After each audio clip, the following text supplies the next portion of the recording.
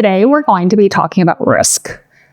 I remember a while back, a dealer friend of mine was saying that, that dealers actually think artists are a risk. And it's actually not only dealers who think that artists are a risk, it's also collectors who also see artists as a risk. And I was like, what do you mean? And she was like, well, think about it. When you have a patron who is coming in to go and purchase from an artist who either might be emerging, mid-career, like before even like the artists really are able to go and set their own prices, know what market they really truly fit into, everyone's sort of taking a risk on this artist. And so that's why you can see that people are quite hesitant in terms of wanting to go and collect or invest in artists. And, we like really see that currently with all the market analysis coming out, and specifically because everyone is referencing the UBS 2024 market report.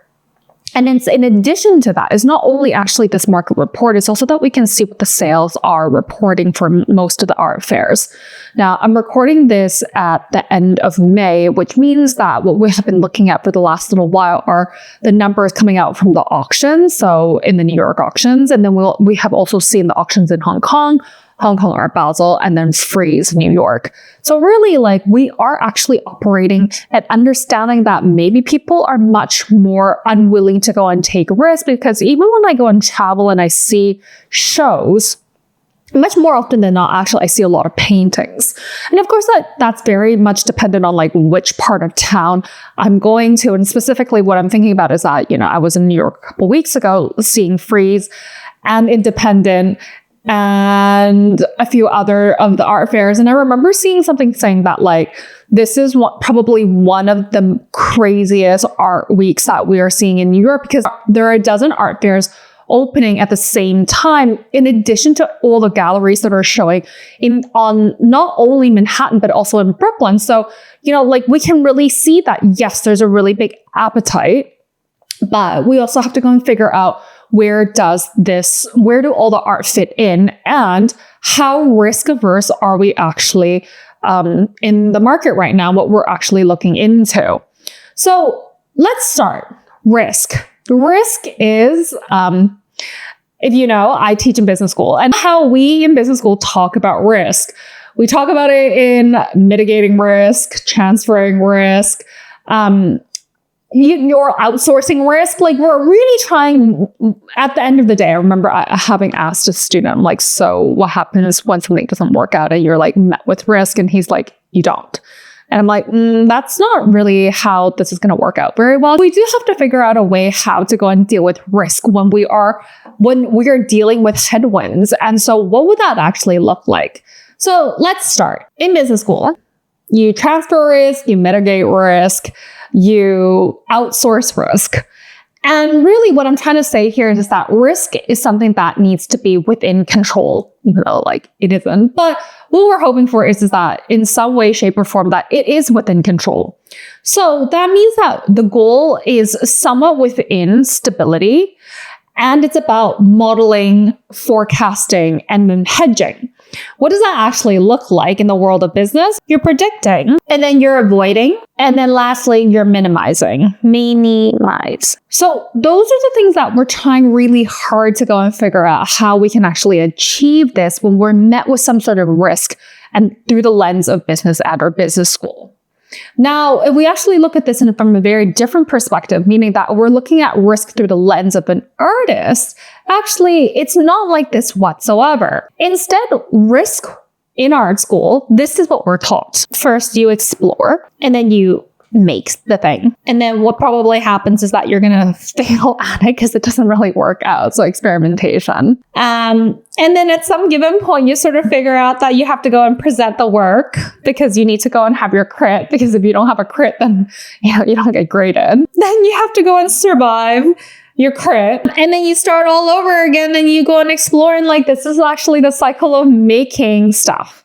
And you can see that it's a completely different experience in terms of learning, because all of a sudden you realize that risk is not actually that risky, because you go through this process of experimentation, exploration, you try to go and see if it works out or not. And then it's it's almost like a guarantee that things don't work out. And so now you need to go and figure out either how to talk about it, or you're maybe like the research wasn't good, or maybe like the material doesn't fit, or like maybe just something doesn't fit. And it makes you significantly more agile and resilient because it's embedded in part of the learning when you go to art school to understand how to be much more risk tolerant. So what I'm trying to say is that risk, depending on what you're looking at and how you're looking at it and through which lens, it's a completely different outcome. In business, investors are looking at it through your return on investment. So like the money, the time, whatever it is that you have sunk into something, what is going to be the return on that? And they're trying really hard to go and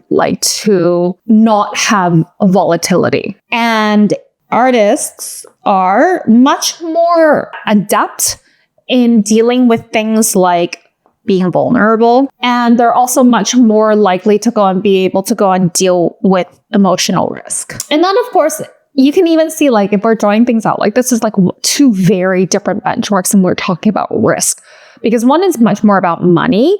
And then the other is about the feelings of like, you've poured your soul into this and now you're wanting to, your collectors, your patrons to actually be able to go and emotionally connect with your work. And like sort of whether the piece actually quote unquote works out or not, that's a very different thing altogether, because inherently when we're looking at this and we're making that emotional vulnerability of actually putting yourself out there, that's what becomes really difficult. That's the risk that we're actually taking. And we're not really taking the risk of whether are we going to find the right collector? Are we going to find the right curator? What is going to happen? For us, the risk is right up front as to whether we even are okay with talking about your work and then whatever it is that you're working through and actually like making that into a piece. Let's actually put this into a different visual mapping. Instead of actually having this side by side, like having the investor on the left side and having artists on the right side, like what do we actually put this into quadrants? So we can see that on the left-hand side, we're talking about emotional exposure, but we're actually looking at this in terms of like the entire market. And you can see that the entirety of what we're talking about here is that like you're actually, for artists, you're putting yourself really out there much more. And risk isn't actually objective. There is this component of talking about money, but in terms of like through the lens of a creative, actually risk is much more because you've got your creative risk, and then you've got your emotional risk, and then you've got your reputational risk. Like if you're an artist that has been creating a specific type of work or exploration of a theme for like a while, and all of a sudden you want to go and start making a different type of work, you don't really know whether that's going to pay off creatively. You don't know whether that's actually going to go and damage your reputation. And then that's going to lead to a whole bunch of emotional risk.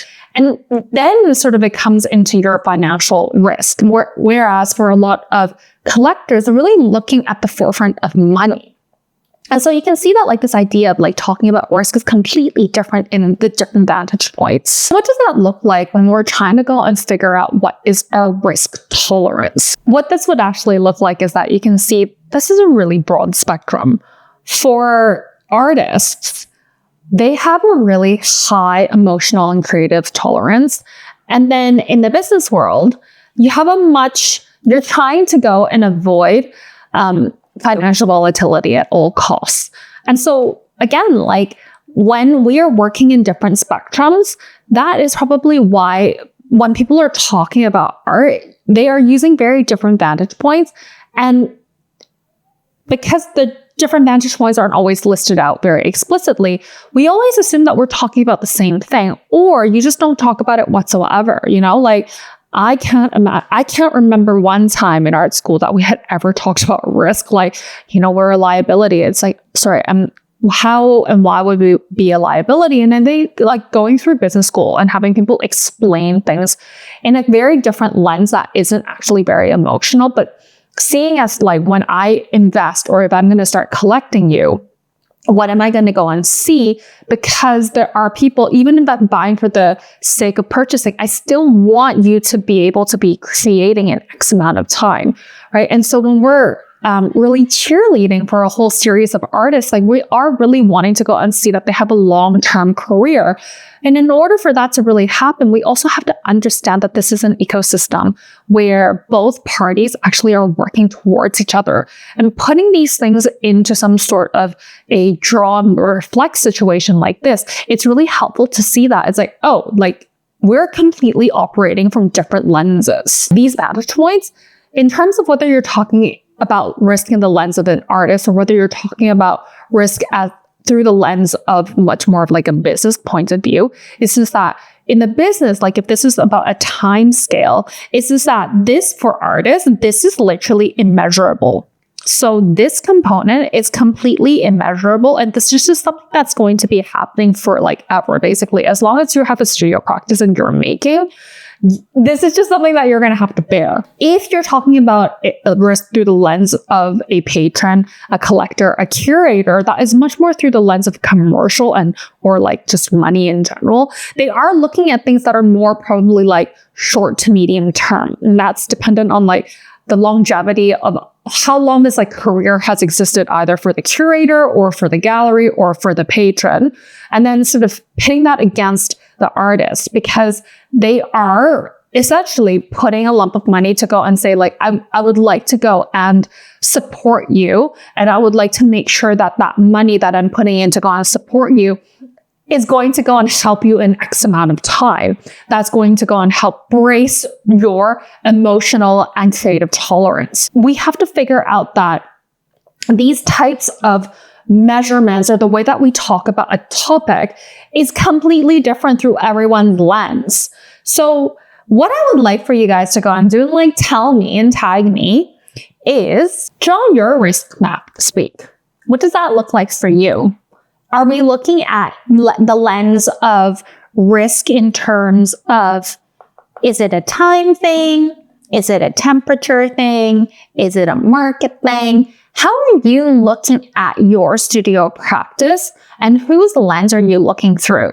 Because most of the time, what they don't tell you about in art school is that you're not only understanding your creative practice or your studio practice through the lens of you solely, but it's also that you need to understand who the counterpart is in order for you to have the same conversation.